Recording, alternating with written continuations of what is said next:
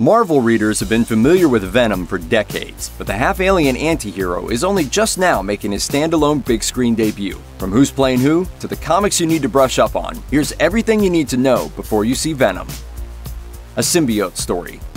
Also known as the Clintars, the symbiotes are a race of extraterrestrial, fully sentient parasites. They live by cocooning living organisms and feeding off their adrenaline, sucking hosts dry before leaving them for dead.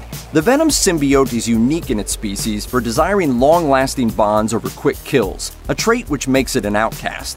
Making its first appearance in a string of 1984 comics, the Venom symbiote originally attached itself to Peter Parker in the form of a black Spider-Man suit. While Peter initially enjoyed the benefits of the symbiote, he worked to rid himself of it after he discovered its villainous nature, eventually driving it away by exploiting its weakness to loud sounds.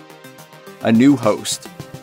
The best-known human half of Venom is Eddie Brock, played by Tom Hardy in the 2018 film. Created by David Michelinie and Todd McFarlane, the character made its first full-fledged appearance in a 1988 issue of Amazing Spider-Man. In the comics, Brock is a once-respected reporter who lost his job as an indirect result of Spider-Man's crime fighting. Specifically, he's fired after a high-profile story about a serial killer's true identity is discredited after Spider-Man nabs the real culprit. Furious and seeking guidance, the Catholic Brock takes refuge in a church, the same church whose loud bells Peter successfully used to separate from the symbiote. After they encounter each other, Brock and the symbiote bond over a shared hatred of Spider-Man, and Venom as we know him is born.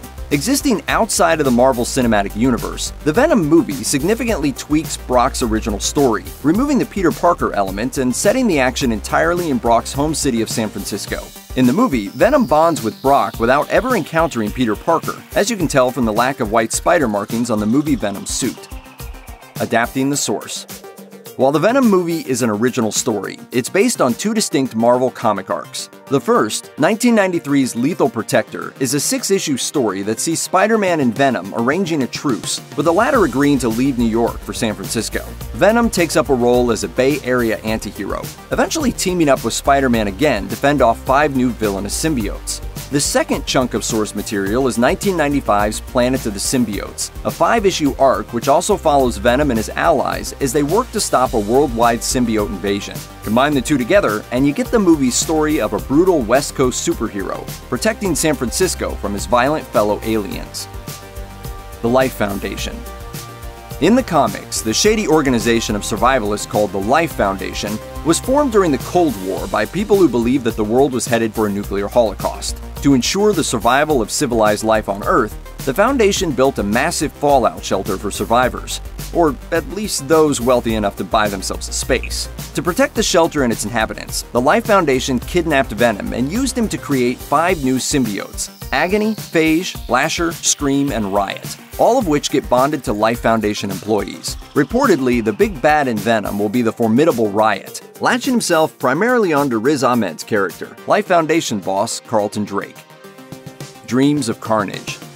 Venom's most famous symbiote nemesis is Carnage, an unhinged offshoot of Venom that latches onto the psychotic killer Cletus Cassidy. Though Sony has tried to keep his involvement a secret, Cassidy is reportedly being played in the film by Woody Harrelson, though that doesn't necessarily mean that Carnage himself is showing up. Speaking to Collider, Harrelson said his appearance in Venom is more of a setup for the future. While the actor did not confirm he was playing Cassidy, he hinted at the sequel tease nature of his role, saying, "I'm in a little fraction of this movie, but I'll be in the next one, you know."